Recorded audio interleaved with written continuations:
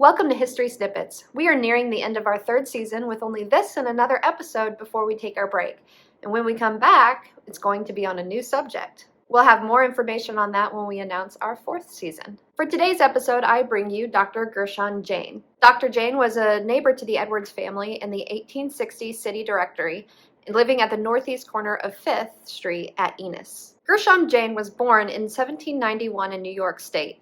He may have moved to Wethersfield, Vermont when he was around 20 years old, depending on how common you think the name Gershom Jayne is, and then served as surgeon in the War of 1812. At that time, wartime surgeons were working with very specific instruments, such as bullet forceps with cupped ends, scalpels that could be folded at the handle, and a director, a shaft with a groove down one side and a scoop at one end that could probe for objects and guide other tools. Surgeons were even expected to act as pharmacists at that time. According to the Naval History and Heritage Command, the list could be some 15 compounds long of what they were expected to know how to mix. In 1819, Jayne moved on to what would later become known as Sangamon County, making him one of our first pioneers. Sangamon County wasn't even named until 1821. He practiced medicine here for nearly 50 years after that time. One peculiar thing about Dr. Jayne is that he was the foreman of the grand jury in the first murder trial in Sangamon County in 1826. Nathaniel Van Noy murdered his wife in a fit of drunken rage. He was then arrested and jailed that very same day.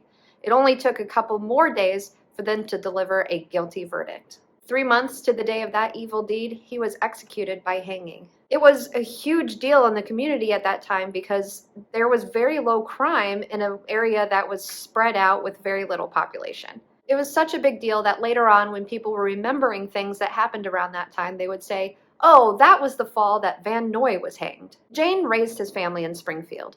One of his daughters was good friends with Alice Edwards, the middle daughter of Benjamin Edwards, and would stay over at Edwards' place and go sleighing with Alice and friends. And one of his daughters, quite possibly the same one, married Senator Lyman Trumbull, Julia Maria Jane Trumbull. Trumbull was also a justice of the Supreme Court of Illinois and was Secretary of State of Illinois. Other notable things about Dr. Jayne: he helped organize the Illinois State Medical Society. He was one of the commissioners on the Illinois and Michigan Canal, and he was one of the commissioners on the first Illinois State Penitentiary in Alton in 1827. That was the first institution in Illinois built with public funds. The prison wasn't built actually until 1833, which, coincidentally enough, was the year that Edwards Place was first built. It was then used until 1860, when the last of its prisoners were transported up to the Joliet prison, which was built in 1857. Also coincidentally, the year that Edwards Place went through a big renovation. Dr. Gershom Jayne died in 1867,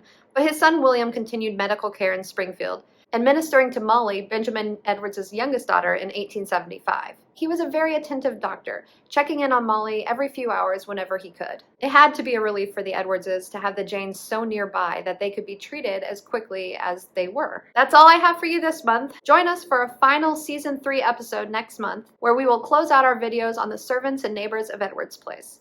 Thanks.